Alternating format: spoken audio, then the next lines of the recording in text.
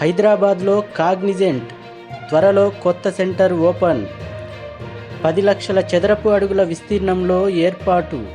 దాదాపు 15,000 మందికి ఉద్యోగ అవకాశాలు. అమెరికాలో సీఎం రేవంత్ రెడ్డి సమక్షంలో కంపెనీ ప్రతినిధుల ఒప్పందం.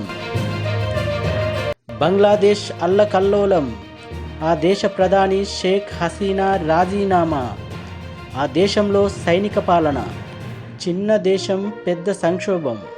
రిజర్వేషన్ల వ్యతిరేక ఉద్యమంలో మొదలైన హింస దేశాన్ని అల్లకల్లోలం చేసింది. ప్రజలు ఆందోళనలు విరమించాలి. అందరికీ న్యాయం చేస్తాం. సైన్యాధిపతి జమాన్. కేసీఆర్కు నోటీసులు. మేడిగడ్డ బ్యారేజీపై దాఖలైన పిటిషన్ విచారణకు హాజరు కావాలని భూపాలపల్లి జిల్లా కోర్టు నోటీసులు జారీ చేసింది. హరీష్ రావుతో పాటు మరో 6గురికి నోటీసులు. భూపాలపల్లి ప్రధాన మున్సిఫ్ మేజిస్ట్రేట్ కోర్టులో ప్రైవేట్ పిటిషన్ దాఖలు చేసిన భూపాలపల్లికి చెందిన నాగవెల్లి రాజలింగమూర్తి. స్టాక్ మార్కెట్లు డమాల్. 15 లక్షల కోట్ల సంపద ఫట్. నష్టాలకు కారణాలివే. అమెరికా నిరుద్యోగ గణాంకాలు అంచనాలకు మించి నమోదు కావటం, ఇది ఆర్థిక మాంద్యానికి సంకేతమని మదుపర్లు కలవరపడటం. బ్యాంక్ ఆఫ్ జపాన్ వడ్డీ రేట్లు పెంచడం, దీంతో యెన్ కరెన్సీ విలువ బలపడటం. ఇజ్రాయిల్ ఇరాన్ యుద్ధ పరిణామాలు కూడా మార్కెట్ల నష్టాలకు కారణమయ్యాయి. రుణమాఫీలో దాదాపు 14 లక్షల మందికి అన్యాయం. బ్యాంక్ ఖాతాలు యాక్టివ్లో లేవంటూ, సాంకేతిక సమస్యలంటూ, ఆధార్ సరిగ్గా లేదంటూ వివిధ కారణాలతో 2018 రుణమాఫీ నిధులు వెనక్కి. దాదాపుగా 7,000 కోట్లు. కోర్టులో తేలేదాకా నిర్ణయం తీసుకోరా? అడ్వకేట్ జనరల్ని ప్రశ్నించిన హైకోర్టు.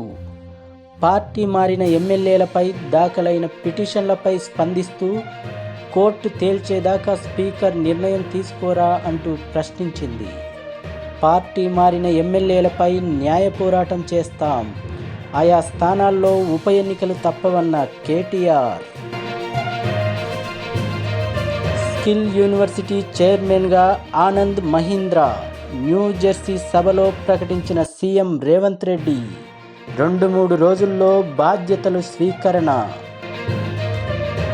దళిత మహిళపై దాష్టీకం కేసులో డిఐ సహా 6గురు పోలీసులు సస్పెన్షన్. ఉత్తర్వులు జారీ చేసిన సైబరాబాద్ కమిషనర్ అవినాష్ మహంతి. బాధితురాలిని పరామర్శించిన మహిళా commission chairperson Nerella Sharada. BRS MLA Sabitha.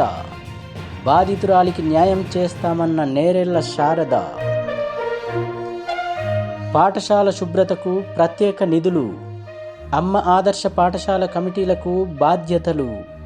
విద్యార్థుల ఆధారంగా నిధుల కేటాయింపు. నెలకు 3,000 నుంచి 20,000 వరకు.